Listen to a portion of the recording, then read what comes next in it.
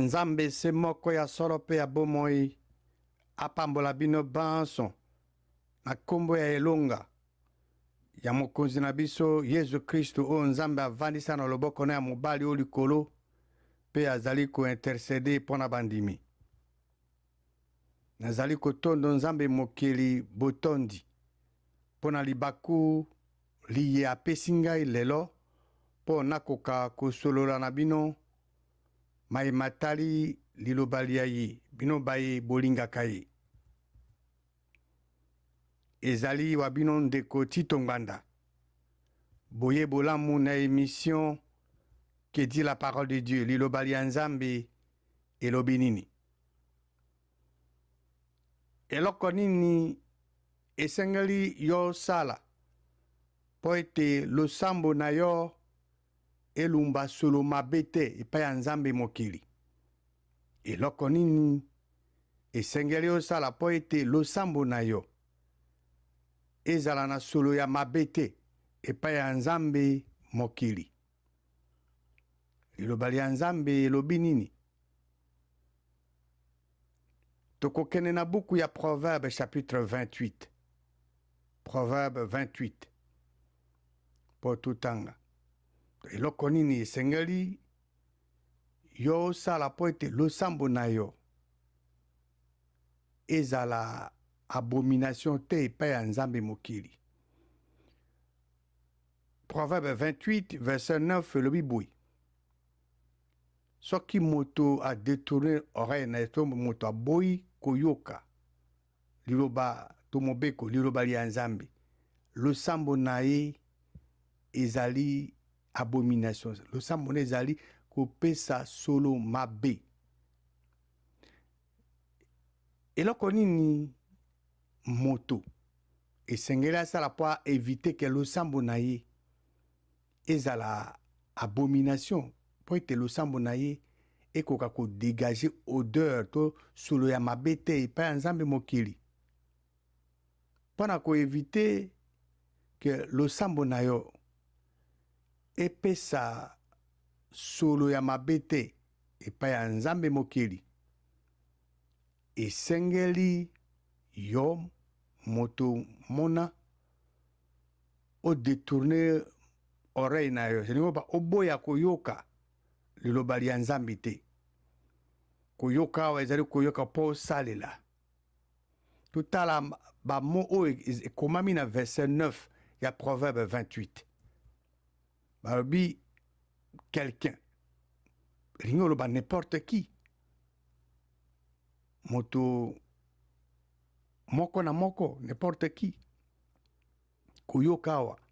Elingi koloba koyoka po ete okoka kosalela yango. Okoka kosala mayo yoki. Ezata ko yoki ebimi na oyoki na kota lito e mosusu ebimi na ngambu te. Oyoki po osalela. Mobeko wa loi na verset de loi ezali liloba lia Nzambe. Liloba Nzambe ezali kobanda Genèse tina Apocalypse. Abomination elingi koloba eloko ezolumba solo. Solo ya mabe. Ça dégage une odeur nauséabonde. Eloko ezali détestable. Toyebi ete Biblia ezali liloba pe mokano ya Nzambe. Soki Nzambe azoloba ezali oye alingi ke bato bayeba. Ezali oye akosala. Maimanso aloba yango nde akosala. Liloba Nzambe lobini na Proverbe 28 verset 9. Touti kotanga wana Proverbe 28 verset 9 ezolobake n'importe qui oya ko détourner oreille na ye po ayoka mobeko te. Donc liloba lia Nzambe te. Moto nyonso oyo aboyi koyoka liloba lia Nzambe ayoki ne me alingi kosalela yango te. Ayoki liloba Nzambe bayebisi ye ayoki yango me ye a décidé akoyoka akosalela yango te. Losambo na ye ezali abomination. Losambo na ye ezali détestable. Losambo na ye ezokolumba solo mabe epai ya Nzambe. Donc tout le monde a le sambo ezali, c'est une abomination. Tokotala bandakisa misato na kati ya liloba ya Nzambe. Ndakisa concernant la loi liloba mobeko. Oyo mokano ya Nzambe. Oyo bato mingi bayoka kasi baboya na bango kosalela yango. Volontairement, ils ont détourné leur oreille pour ne pas écouter. Baboya na bango. Bandakisa ezali ebele mena okamataka misato. Ndakisa liboso toko considérer maye Nzambe ye moko aloba na ndenge ya polele concernant mwana na ye o alingaka mingi molingani na ye Yesu Kristo. Nzambe mokili alobi na kati ya liloba ya ye na liloba na ye na kati ya évangile ya Matthieu ke Yesu Kristo azali mwana wa ye ya bolingo. Tokene na évangile ya Matthieu. Matthieu chapitre 3 verset 17. Verset 17 lobi nini? Etala mongongo eyokani olikolo maloba mayi. Oyo azali mwana na ngai ya bolingo. O nga nalingaka mingi. Celui-ci est mon fils bien-aimé en qui j'ai mis toute mon affection. Na verset oyo nani azoloba oyo azali mwana na ngai ya bolingo. O nalingaka mingi. Nani aza koloba? Eyano ezali facile, ezali simple. Ezali Nzambe mokili ya biloko binso yende azokoloba pe alobi au sujet de Jésus-Christ abi oyo azali mwana na ngai ya bolingo. Donc celui-ci faisant allusion à Jésus-Christ que azali mwana na ye, mon fils bien-aimé en qui j'ai mis toute mon affection. Nzambe mokili azoba oyo azali mwana na ngai ya bolingo onga nalingaka mingi. Déclaration oyo, celui-ci est mon fils bien-aimé en qui j'ai mis toute mon affection. Et komami 6 fois na kati ya liloba ya Nzambe. Chiffre 6 ezali chiffre ya moto. Yesu Kristo azali moto. Même na ndenge avandi na loboko ya tata Nzambe azali toujours moto. Kuna na likolo Nzambe aza elimu, baanjelu baza ba elimu, mais moto kaka moko o akufa pe asekwa, avandi kuna na loboko ya tata, na loboko ya mobali ya tata eza obele Yesu Kristo. Nzambe alobi ke Yesu Kristo azali mwana wa ye. Alors, moto nyonso o azoko contredire témoignage ya Nzambe concernant mwana wa ye. Moto nyonso azoloba ke Yesu Kristo azali Nzambe.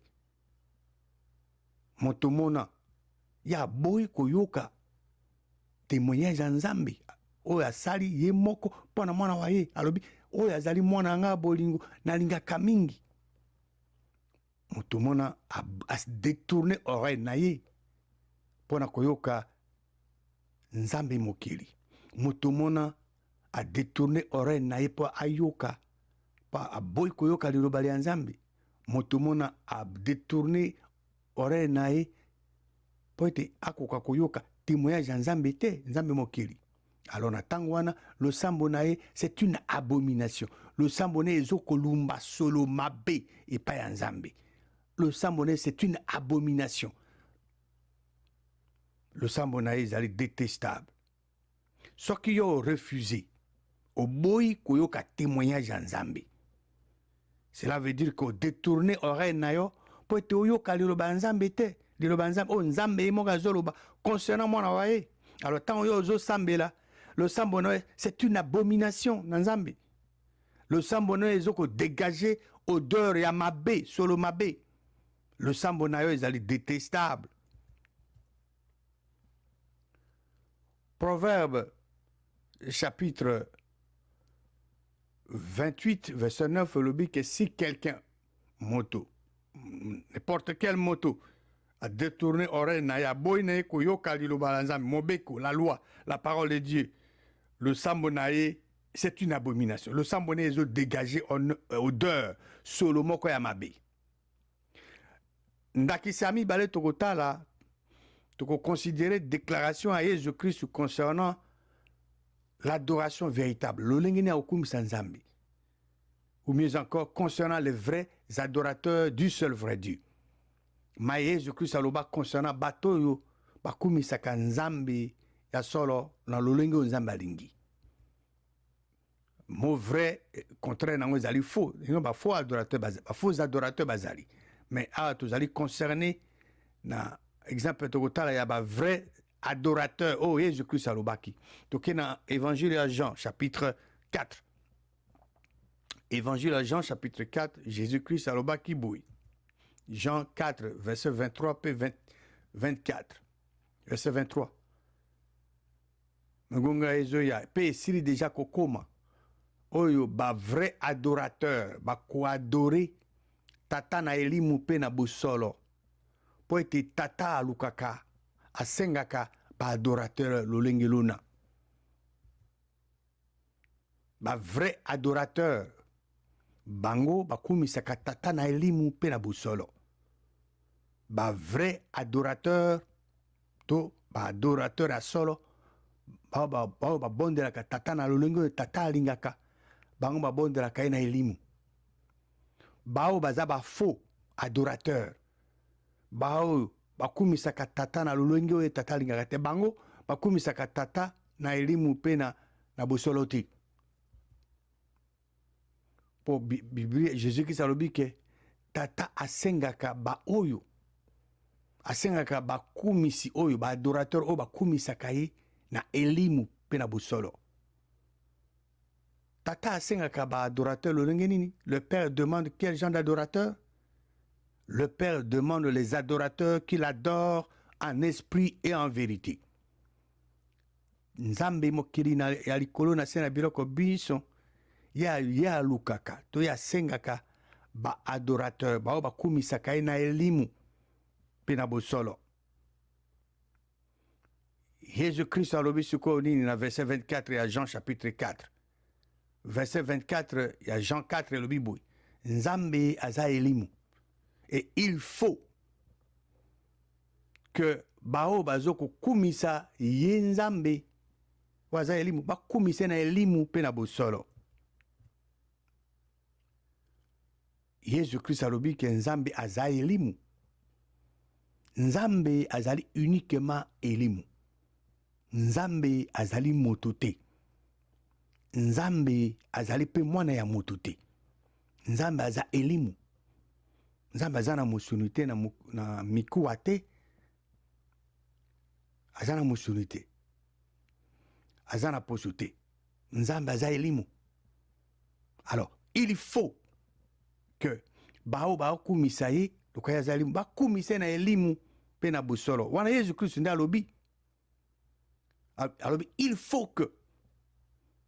faut ezoko indiquer nini? Est-ce que yo oza na choix? Te, oza na choix te. Ozali na option mosusu te. Alternative mosusu ezali te. Lolenge mosusu ezali te. Lolenge se moko.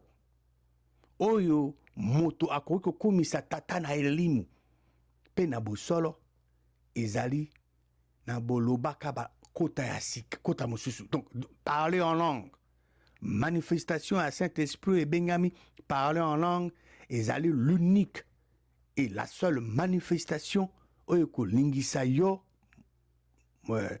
ndeko mwasi to ndeko mobali po kumisa tata na elimu pe na busolo. Est-ce que yo okumisaka tata na elimu pe na busolo? Est-ce que yo ozotosa liloba ya Nzambe o Yesu Kristo azo prononcer awa na Jean chapitre 4 verset 23 et 24? To yo oboya na yo koyoka. Oyoka na yo yango, mais yo oboya kosalela o Yesu Kristo aloba. Oboyi ko exécuter ma Yesu Kristo aloba concernant adoration ya tata. Il faut que bao bakumisa tata bakumise na elimu pe na busolo. Yo détourner oreille na yo, n'est-ce pas? Soko yo yebi ke poko kumisa tata esengolo okumisa tata na elimu pe na busolo. ezali ko parler en langue oyebi no yango bainstruire yo kasi yo refuse oboyi volontairement kondima maye Yesu Kristo aloba yo détourne oreille na yo po yoka maye Yesu Kristo alobi te oboyi ko exécuter maye Yesu Kristo aloba concernant moto oyo alingi akumisa tata na elimu mpe na bosolo elingi koloba vous avez détourné l'oreille de ne pas écouter la parole de Dieu oboyi koyoka liloba nzambe alors tango yo kobondela eloko nini kosalama losambo na yo c'est une abomination à Dieu losambo na yo ezokopesa solo ya mabe epai ya nzambe losambo na yo ezali détestable Yesu Kristu na nzoto na ye asekwa ayebisaki na bayekoli baye Maïmatali parler en langue. Wana sa sekwi na liwa azana nzoto na sekwa. Dana se asa sekwi na bawa. Nzamba sekwi si. Toke na évangile à Marc chapitre 16. Tukutanga à partir verset 17 pena tina 20. Botala makamu simaye makolanda bae bakondima. Awa Yesu Kristo azoloba azana nzoto na ye asekwa kotala makamu nsima ye makolanda baye bakondima na kombo na ngai bakobengana bamilimu mabe bakoloba kota ya sika verset 18 bakokanga banyoka bakomela biloko oyo ya mabe oyo ebomaka kasi ekosala bango mabe te bakotia maboko na bango likolo ya bato baza na pasi to bokono pe bokono bona bokosila to bakobika tokosuka na verset 18 mais na ozonga nsima na verset 17 ya Marc 16 Yesu Kristu na nzoto na ye asekwa alobi botala makamu nsima ye makolanda baoyo bakondima baoyo bakondima eloko nini baoyo bakondima ete nzambe asekisi Yesu na bawa bato oyo baoyo oyo bandimi ke nzambe asekisi Yesu na bawa alors Yesu Kristo azo continue koloba na kombo na ngai bakobengana bademo bamilimu mabe bakoloba na bakota ya sika ils parleront de nouvelles langues est-ce que yo ondima que nzambe asekisi Yesu na bawa est-ce que yo ozo parler en langue to yo osia o détourna oreille na yo po ete oyoka liloba ya nzambe te oyo Yesu Kristo a prononcé soki yo so oyoka pe ozoyoka lelo o mai nazoloba oyo Yesu Kristo aloba concernant parler en langue, l'unique façon yako adorer nzambe na elimu pe ya solo, na bosolo, et que yo o décidé volontairement o détourner oreille na yo pour ne pas écouter cette parole de Dieu, tant yo zo sambe la, le sambo na yo ezali une abomination na nzambe. Le sambo na yo ezoko dégager une odeur nauséabonde, ezo lumba mabe et pas nzambe. Le sambo na yo ezali détestable. Ngane moto na komi Biblia te, ngane moto na komi Proverbe 28 verset 9 te, ezali lo banzambe. Promesse oyo esalami na Jésus-Christ awa na Marc chapitre 16 verset 17, ezalaki accompli na mokolo ya Pentecôte. Na mokolo ya Pentecôte ba apôtre oyo bandimaka nzambe asekisa Yesu na bawa ba apôtre bazwaki elimu esantu ya nzambe pe ba apôtre babandaki koloba na kota ya sika na Acte chapitre 2 verset 4 Acte 2 4 elobi ete bango banso ba apôtre les 12 apôtres batondamaki na elimu esantu pe bango ezataka elimu mais bango babandi koloba na bakota misusu kota ya sika lolenge oyo elimu nzambe azali kopesa bango po ete baloba donc baapôtre loka bango bandimaki nzambe asekisi Yesu na bawa nzambe apesi bango likabo ya elimu esantu bango nde eza te ke elimu nde bandi koloba bango moko babandi koloba na elimu esantu donc loba na kota ya sika à partir ya elimu esantu bazwi bango baparle en langue lolenge oyo nzambe aza koyebisa bango bakoka koloba tango yo ozoloba na bakota oparle en langue eza esprit na elimu oyo ya nzambe eza nango yo ozokolobaka bamystère epai ya nzambe na 1 Corinthiens 14 verset 2 elobi ni boye en effet oyo azoloba en langue azoparle en langue azoloba na bato te kasi azoloba na nzambe mpo ye moto azoloba wana azocomprendre eloko azoloba te kasi na elimu azokoloba bamystère soki olingi oloba bamystère epai ya nzambe parle en langue moto azokoparle en langue azokoparle na bato te mais azoloba nani na nzambe mpo ye azokocomprendre te eloko azoloba eza koto eza inconnu na ye kasi na elimu azoloba bamystère e tala sikoyo commandement ya nzambe mpo na bato banso ekomami na verset 5 1 Corinthiens 14 verset 5 mokano ya nzambe eza ete bato banso balobana baparle en langue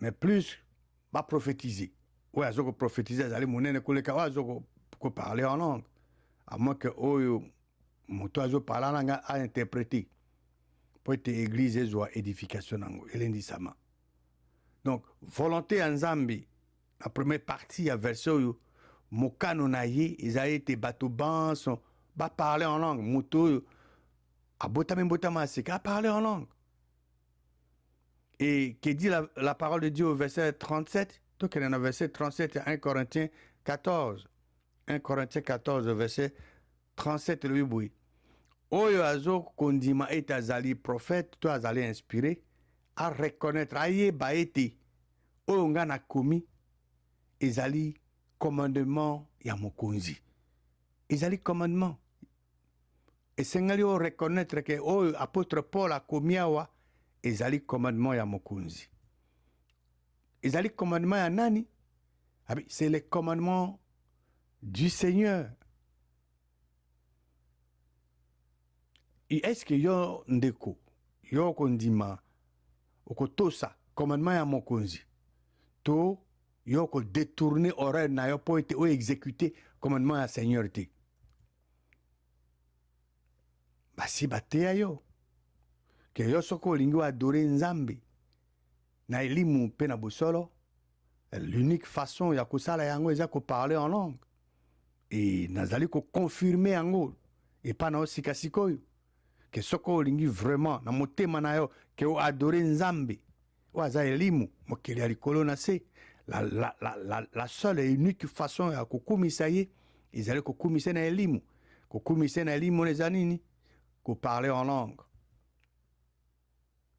soko olingi koadore nzambe mokili véritablement en esprit ndenge nauti koloba awa la seule l'unique manifestation ya elimu oyo ekolingisa yo oadore nzambe ya solo na elimu mpe na bosolo ezali koparle en langue c'est le parler en langue koadore nzambe na elimu eza eloko ya malamu yosala yo oyebi eloko ya malamu ya kosala concernant adoration véritable ya nzambe ya solo mpo nzambe ya solo aza elimu e mpo jésus-christ alobi mpo moto akumisa ye esengeli akumisa na elimu mpo ye tata ye asengeli na bao bakumisaka na elimu mpe na bosolo liloba ya nzambe ezali eloko oyo eza malamu yo ndeko mwasi mobali oyebi eloko eza malamu ya kosala kasi yo oboyi kosala yango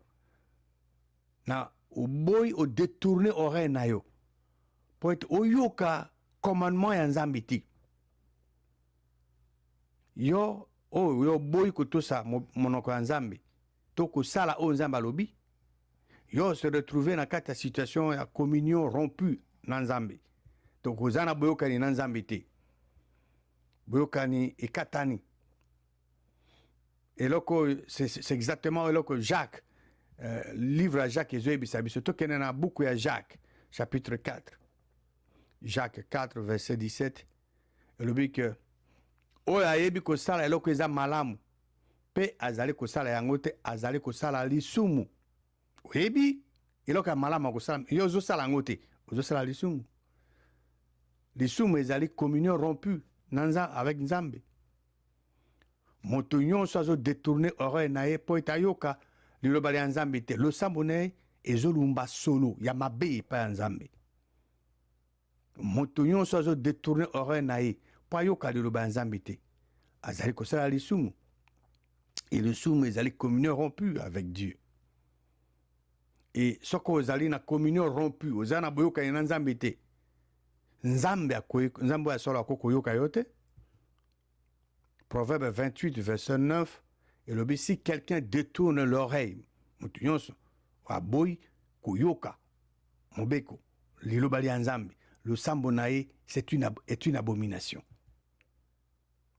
Dernier exemple tokosala na toko partager ezali toko considérer ezali o Nzambe alobi concernant la loi de la dîme. Na livre ya Malachi Nzambe mokili apesi mobeko na bao balingaka ye bafuta dîme. Na Malachi chapitre 3 verset 10 le Nzambe lobi boya na kati ya ndako ya ndako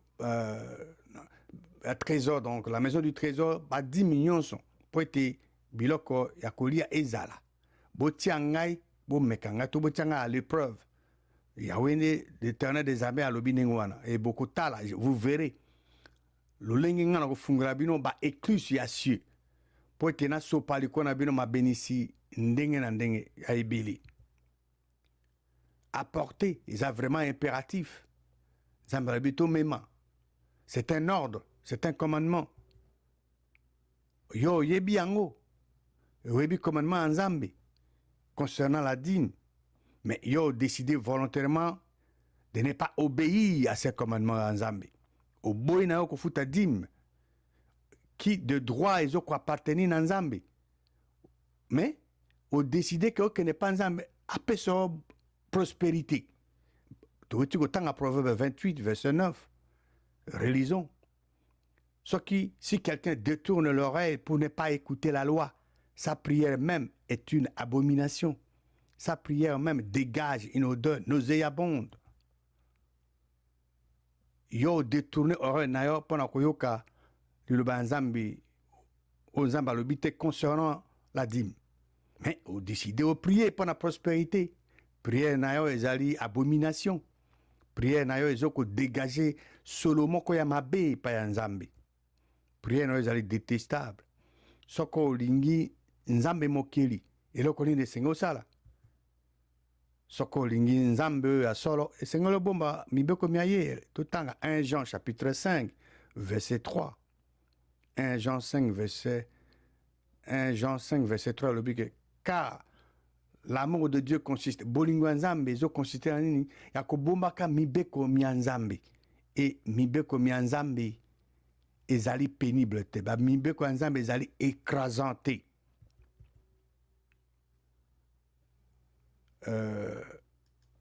Totanga Jean donc 1 Jean 5 3 car l'amour de Dieu consiste à garder ses commandements et ses commandements ne sont pas pénibles.